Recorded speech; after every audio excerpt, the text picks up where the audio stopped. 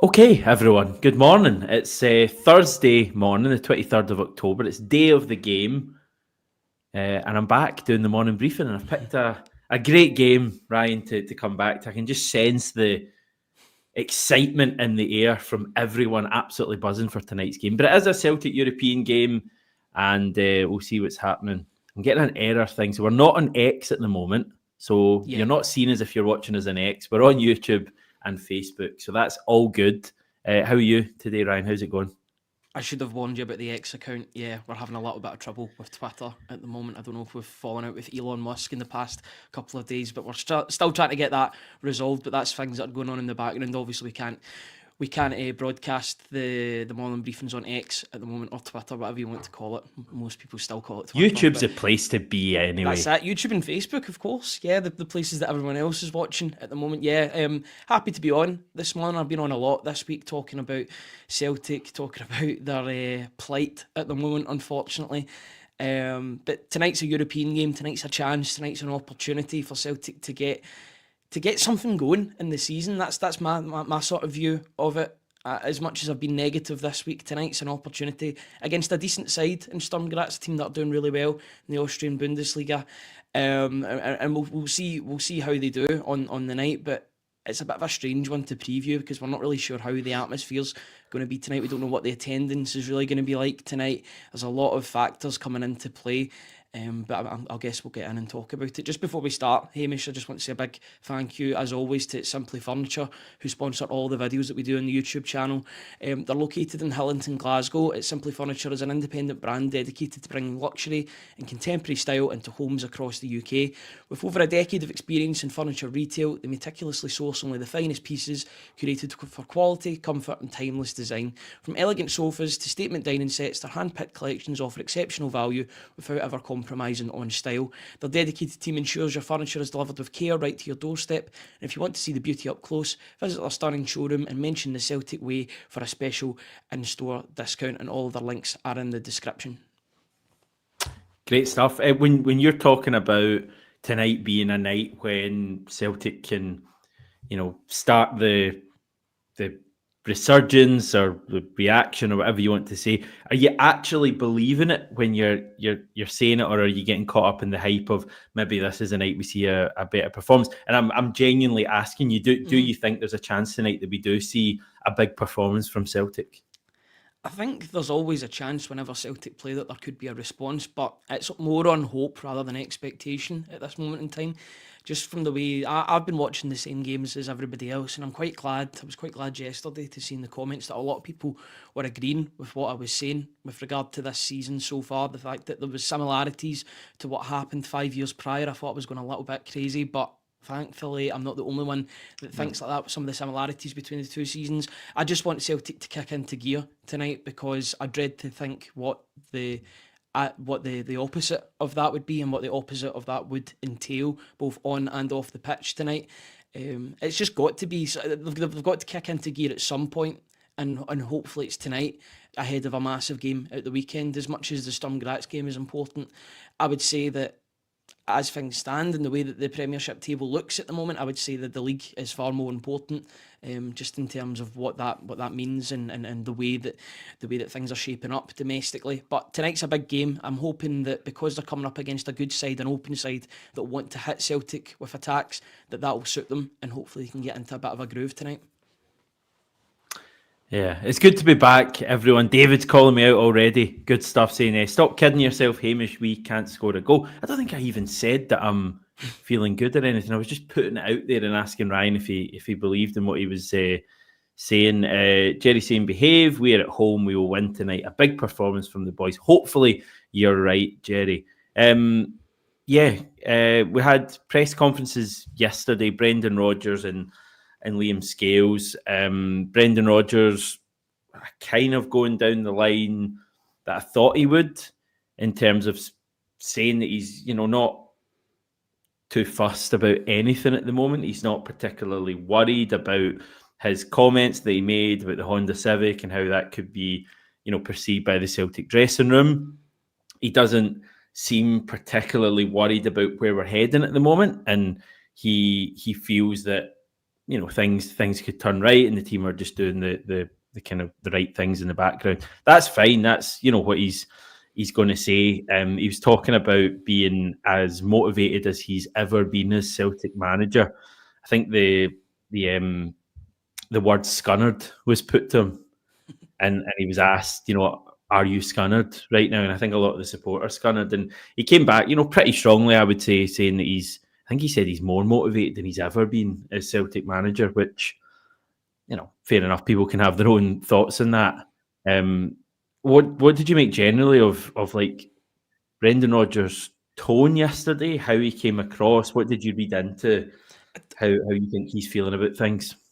I don't really know what I expected yesterday at all. There was a lot of things up in the air yesterday about how he would approach this press conference, just off the back of the Honda Civic comments, and then he immediately came out and said, "I've not read anything," but then he came on to explain the comments, which makes you think that someone's told him that people are reading into that comment and probably he's briefed reading on it as well. all of that. Absolutely. He is reading everything. He says it quite a lot when he says, I've actually not seen anything about it, and he's across everything. He'll know the reaction, he'll know how it's been perceived, and he'll have known that when he said it as well on Sunday. It's the same with the social media stuff that he talks about. He says, I'm not on social media. I can guarantee he's got people that are on social media for him that are looking at everything. He needs to know. He's meticulous. He is meticulous in that way. That's one thing that I won't hold against him, that he's not meticulous, because he treats everything, he's putting 100, he's clearly putting 100% into everything, both on the pitch and off the pitch. It just isn't working out for him, isn't transpiring at the moment. Just the tone yesterday, I actually thought that Liam Scales was quite down in his press conference. I didn't get that same sort of buzz. I mean, you don't really get a buzz listening to Liam Scales. He's not that sort of guy. He's not that sort of, he doesn't exude confidence in a press conference, but usually he's quite bright, and yesterday I felt like he was quite down, and it sort of signified, or it summed up the whole mood about the place at the moment. He was talking about players needing to buy in to what the manager and what the team and what his staff want from the players. But I don't know. Rodgers was the fact he answered every question. You look at the Q&A yesterday. All the questions are answered. There's no short answers there. He answers everything as you would expect him to do. As I said yesterday, he does that a lot better than his predecessor, who would just brush off questions if he didn't want to ask them. Brendan Rodgers does try his utmost best to answer every question that's been put in front of him. But yeah, actions speak louder than words for me when it comes to these press conferences. As much as I like hearing that Brendan Rodgers is more motivated than ever to make things right at Celtic, I need to see that tonight on the park in order to believe it. I want to see that motivation from Rodgers. I want to see the motivation from Rodgers then put onto the players tonight and see something. We need something tangible tonight, Hamish, is what I would say. There's been too many adverse performances. We need a good performance and a good result tonight to really kickstart things, because, like I said at the start, I dread to think what the other way would be like, even though I think it's very realistic tonight, unfortunately.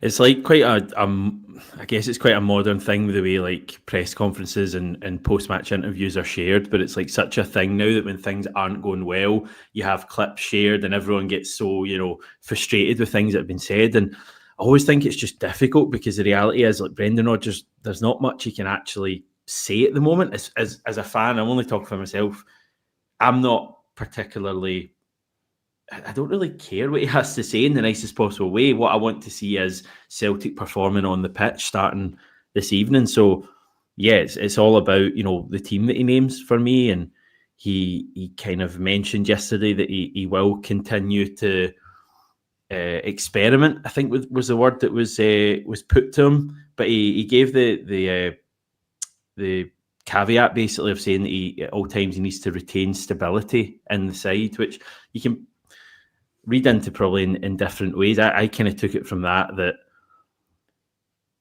spine of the team that kind of has a lot of the experience at Celtic over a number of years. So Schmeichel, Carter-Vickers, McGregor, Hatate you can add in as well. I kind of got the impression that he'll be sticking with all of those guys, which to be honest isn't a surprise at all. I thought he would, but I think there is a case for all of those guys to not be starting tonight. So is he going to go far enough with his team selection tonight? I know you've got a wee predicted 11 you can come to as well if you want in a minute.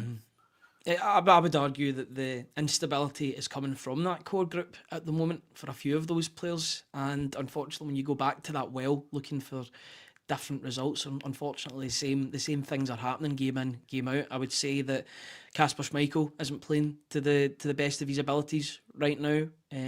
We did Alan Morrison had a stats piece up earlier, and he said that his stats are Yeah, I down read it. across the board, Yeah. which was quite concerning.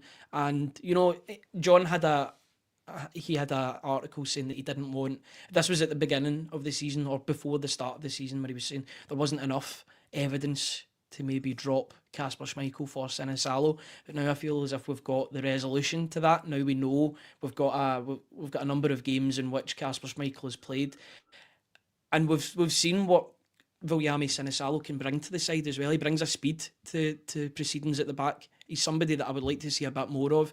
But that's just one position. You could name 4 or 5 positions that are just not up to scratch at the moment due to, in part, some core players not performing. You've got Cameron Carter-Vickers, who, in my opinion, hasn't kicked the ball all season. He's now a 5 or 6 out of 10 when he was usually a 7, 8 most games. That downgrade has been felt in the team, both in possession and in their defensive skills in recent weeks. Callum McGregor playing within himself. I think the fact that the goals have dried up as well is another thing that, maybe last season, I didn't think he had his greatest season last season, but he was scoring goals and making things happen from midfield. Now that those goals have dried up, I think there's more of a spotlight on what he's doing, or more importantly, what he's not doing on the pitch at the moment, and I don't think he's bringing his best game at present. Rio Hatate is a core member of the group. He's been there, 3-4 years now.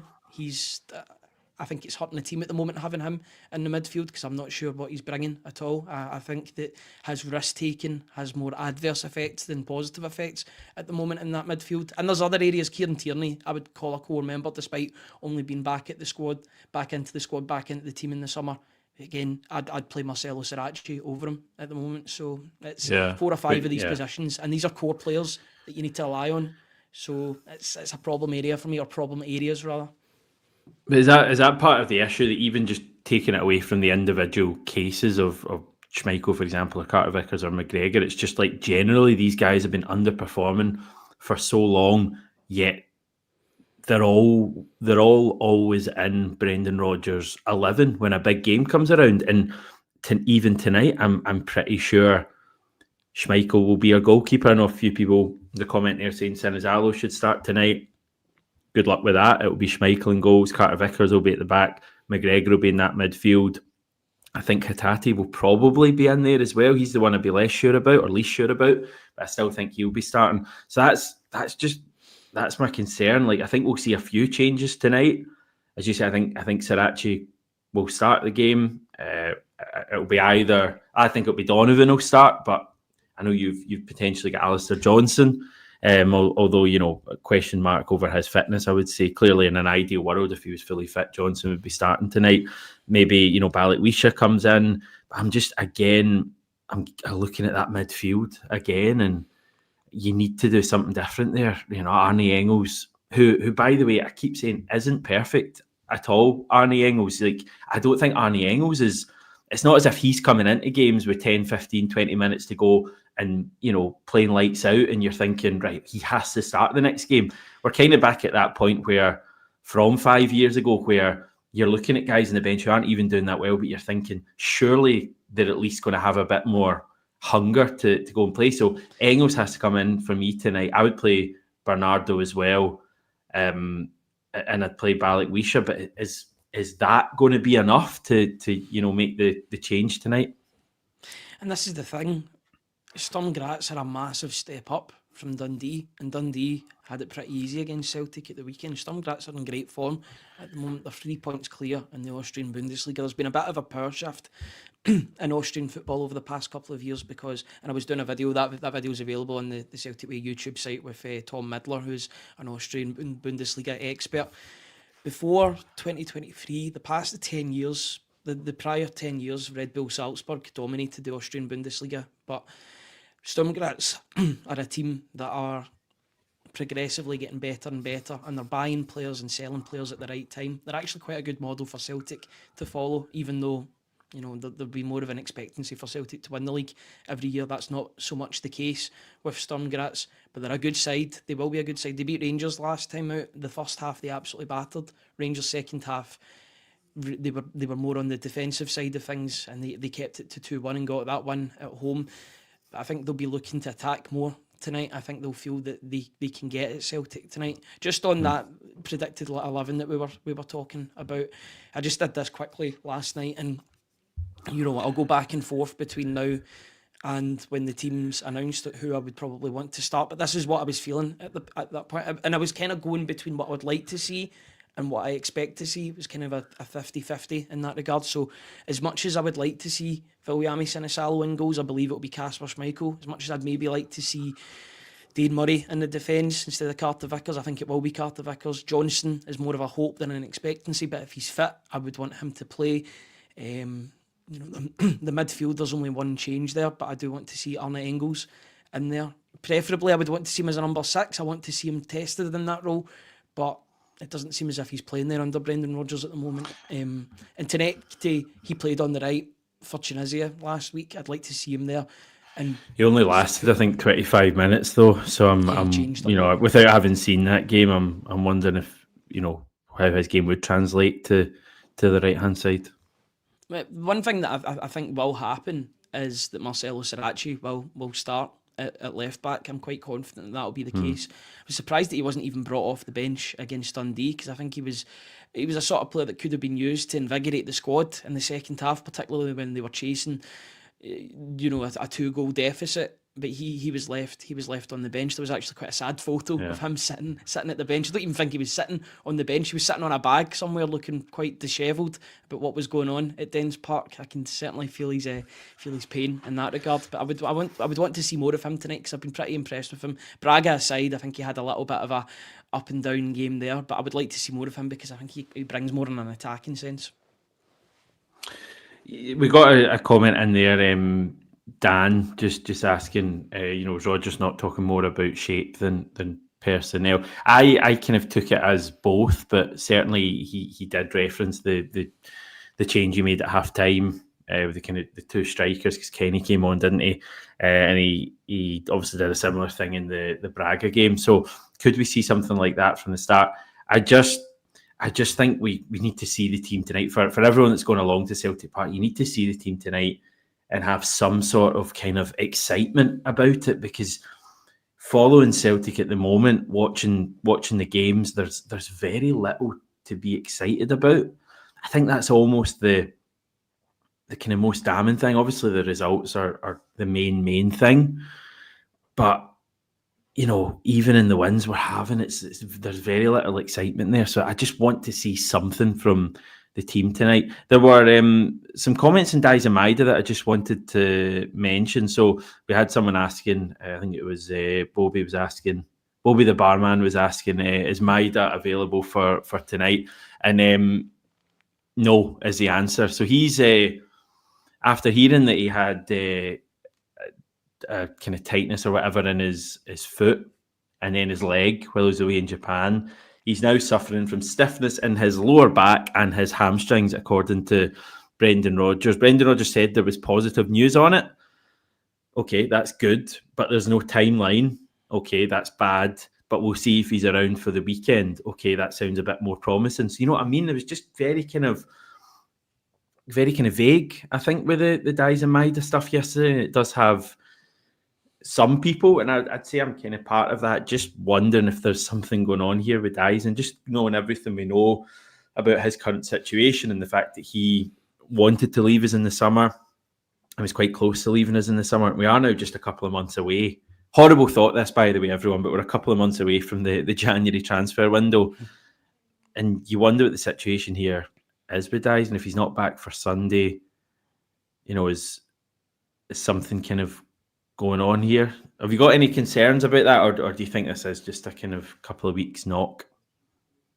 I'm not sure at all. It's been such a weird season for Dies and Maeda, because he's had two massive moments already, scoring the first goal against Kilmarnock at Rugby Park and they were both headers, and scoring another header against Motherwell. He's had big moments this season. He's shown up in games, but in other games he's looked pretty anonymous, and that coupled with the fact that, you know, and the hard work is there. You can clearly see he's working hard to try and get the ball. He's pressing, but if he even drops his level even slightly to become a normal player, then you'll notice it, because he's that much of a grafter in the team. You will see his levels naturally drop. I don't dismiss. I don't reckon that he's not trying as hard, but maybe subconsciously that could be in his mind. The fact that, you know, we didn't really know about this Daizen Maeda wanting to leave the club until near enough after the window shut.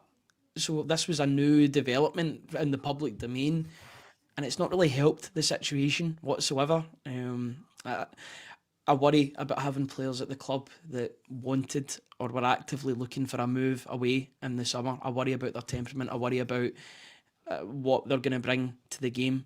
As much as I don't doubt Daizen Maeda, I also think that things like that, having something like that in the back of his head, could subconsciously affect him. So I'm kind of going between the two when it comes to Maeda. I just want him to be fit and firing and scoring goals like he did last season, because he was a talisman for Celtic. And when he's not in the team, regardless of his current situation, I think the team's worse off for it because of his hard work that he brings to the team, and his pressing style and the goals that he can bring to the squad. But with his injury tonight, and we're not sure if it's an added injury or if there's something deeper there, it brings about an opportunity for somebody on the right-hand side, whether that be James Forrest. I don't think it'll be Yang after the weekend. I don't think Brendan Rodgers can afford to play Yang on the right again after what happened at the weekend. For me, I would want it to be Tenekti and put Balikwish out on the left and see how that transpires. But if you're looking for stability and somebody that can actually play on the right that you know, then he might go with James Forrest just as a safe pair of hands. I think I would want Balikwish and Tenekti on either side just to see it. I mean, I know we got it in that game at Rugby Park, but you'd hope maybe that Balikwish is a bit further on now. I just thought that was a really surprising decision that he didn't start at Dens Park, given his impact at the end of the Motherwell game and given how much he'd been talked up in the international break. I think just to go with Yang, who I think I heard earlier in the day, Yang hadn't played in any of our last 3 matches prior to Dens Park, yet suddenly goes in at right wing. And it was a similar story with Johnny Kenny coming on at half time. It's just really, really strange at the moment. So I guess we'll see when the team comes out. Just other injury news, Alistair Johnson should be okay for tonight. You've got him in your starting lineup. I'd be surprised if he starts the game. I think Kobe Donovan might start, but we'll wait and see. Paulo Bernardo, who missed the weekend, he had a bug. He was in training, so he should be good to go. And just a reminder, everyone, if you're hoping to see Shinya Maeda start tonight, that isn't happening. He's not registered in the Europa League. Neither are Hayato Inamura, Jemai Simpson-Pusey, or Callum Osmond. There was I saw a wee bit on Sturm Graz, and again, I'm not sure how much people will care about this given how down we are in our own chances, but Sturm Graz will be operating with their third choice keeper this evening. So their first 2 goalkeepers, a Danish guy and a Russian goalkeeper, are both out tonight. So they're going with Vignetti, who is 21 years old, so a young goalkeeper. He came on for Christensen at the weekend and played half an hour. So in a normal world, you'd be saying atmosphere at Celtic Park, 21-year-old third choice goalkeeper, get some shots away, test him. Obviously that still goes, but it just feels less of a factor tonight. No, it feels as if there's more eyes on Celtic than there is about the opposition, and granted, I think that would have been the case anyway because it's Celtic and I was going to say the Champions League. I was going to say that's wishful thinking, but at the moment, I was watching some of the games last night. It's not wishful thinking for Celtic to be in the Champions League at present. Thank goodness they're not in there at the moment. Is what I would say to that. But just Celtic in the Europa League, a European game. All eyes are on Brendan Rodgers and the team tonight. But if in a better scenario, in a better situation, you'd be looking at that and thinking, right, they're playing a third choice goalkeeper. I believe he's only played 3-4 games prior to this. He doesn't even have a Wikipedia page, which shows you that he's not had a lot of game time at Sturm Graz. This would be an opportunity in a better situation, but unfortunately at the moment there's just so much unrest going on, both on and off the pitch. The off-field stuff has caught up. The off-field stuff has then married into the on-field stuff, and there's just a lot of uncertainty. I'm really interested to see how the mood is like, because I go down earlier to Celtic Park to speak to supporters a couple of hours before the game, and it was very downbeat against Braga, I remember. So I'm not expecting it to be any better than it was against Braga, so we'll see how it goes. I'm not expecting a big atmosphere tonight, unfortunately, just due to the different circumstances that are at play. But talking to Tom yesterday about Sturm Graz, he did say that the goalkeeping position, because of those injuries, would be an area that Celtic could get at Sturm Graz. He also spoke about the fact that due to the manager's tactics, the defence is quite iffy at the moment as well, despite having experienced names in there that have played a lot of games for Sturm Graz. If I can just bring up their names, I don't want to butcher any of their names. Lavallee and Iwu, who usually play at the back for Sturm Graz, they've been quite shaky this season, so that's potentially an area for Celtic to exploit. In terms of the strengths, Tom was waxing lyrical about the Georgian midfielder that Sturm Graz have. He says he's been the best player in Austria the past 2 seasons. And so this is Otar Kitishvili, who's a 29-year-old midfielder, been at Sturm Graz for 5 or 6 years, 49 caps for Georgia. Player. Yeah, their designated player, the player that they go to, the player that they can rely on. But he's one of the older players in the squad, and the 2 players that I mentioned are older as well in the defence. But also in the squad is littered with young players as well, 20, 21-year-olds. So they've got a conveyor belt of young talent as well as that core that stay at the club. So it's quite a nice mix that they've got, but the area that they should look to exploit is the defence and the goalkeeper tonight. Yeah, in terms of, the atmosphere tonight is clearly...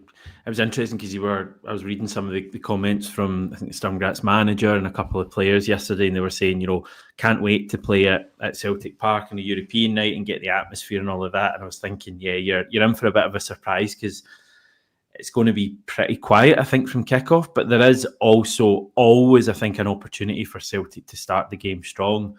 I think fans want to, as much as we're frustrated at the moment, we want to feel good about something. And if Celtic can start the game well, then the support will respond to that, I think. So there's always that opportunity.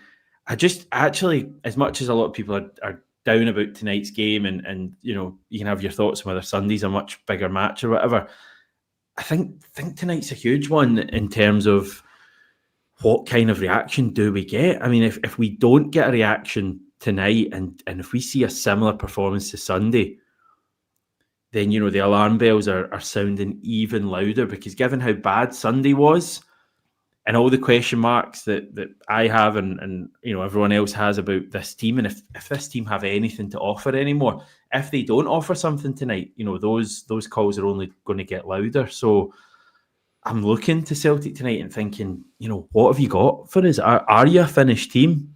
Finished, not finish. Are you a finished team, or do you have a performance in you? Can you somehow make the support feel good ahead of Hearts on Sunday? And also, can you kind of keep our Europa League campaign alive? Because if you don't win tonight, you're massively up against it.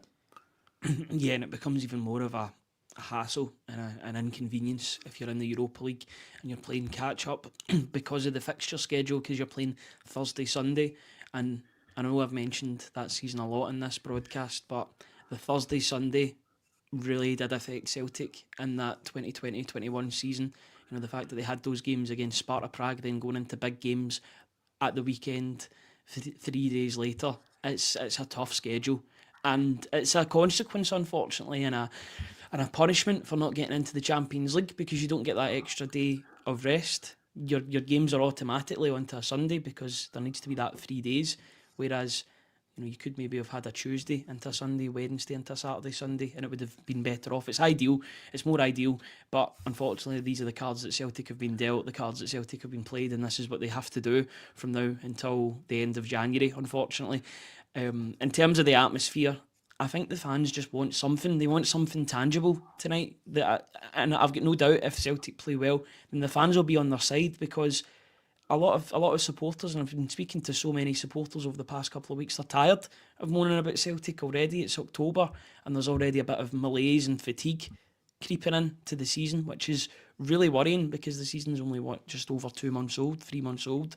They want something positive. They want a reinvigoration into this season, and tonight could be the night to do it. I would hope that's the case because, like I said, I worry if it goes the other way. I really do, and we could be having very frank conversations if it's an adverse result tonight ahead of Sunday. Which car will Celtic be this evening? Brendan Rodgers did a kind of clarify that yesterday. He explained that when he was talking about the transformation from a Ferrari last season to a Honda Civic this year, it was to do with the speed of the team, which I must admit is probably not exactly how I read it and how a lot of people read it, but that's what Brendan Rodgers says.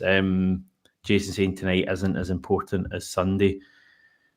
Yeah, quite possibly. I just think this is Brendan Rodgers chat, but I just think every game is important at the moment, and just in terms of how we feel, we need a performance tonight. But I'm not to go back to the first thing I asked you, Ryan. I'm not sure I believe that when I actually say it.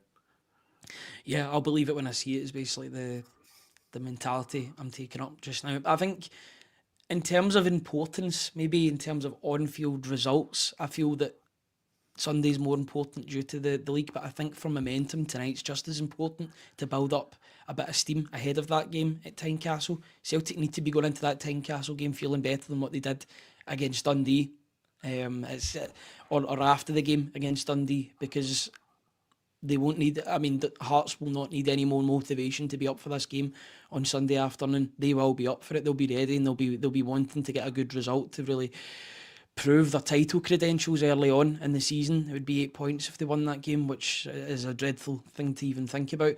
But tonight is big because I think it could give them a little bit of positive momentum going into that game, make them feel a little bit better about themselves going into that massive game and playing against a good side. Two good sides in the upcoming 3 days. I hope that Celtic can rise to that challenge and show that they are a good football team, and it's just a phase rather than deeper problems, which unfortunately at the moment I can't think of anything else other than that being the case. I think there is deeper problems at Celtic at the moment, but I'd love them to prove me wrong. And maybe that begins tonight. Okay, I guess there'll be coverage before the game, after the game. Mm-hmm. Is that the plan? Yeah. Yep. Tony and I will be doing a pre-match and post-match show. We'll be doing pre-match just as the team's announced. I'll do it outside the Velodrome as usual, and then post-match, once we get a couple of things up on the website, we'll do a reaction show, press conference permitting. But we will be live at some point this evening to react to the game as well. So 2 shows to look forward to. Just a quick we shout out before the end of the video. If you want to learn more about Celtic's opponents, I did a half-an-hour video with Sturm Graz expert, Austrian Bundesliga expert Tom Midler, who spoke all about Sturm Graz, the Austrian Bundesliga champions, their strengths, weaknesses, their rise to the top of Austrian football, as well as some similarities with Celtic when it comes to coefficient. So if you want to check that out, that's on the YouTube channel as well. Good stuff. Okay, going to head off for now. It's been nice doing the briefing again. Thanks everyone for being friendly, and I'm getting asked questions. What's Natalie asking me? Can good performance against Sturm Graz and Hearts? Possibly. Can we see a good performance? Let's hope so tonight. Okay, going ahead, everyone. Speak to you soon.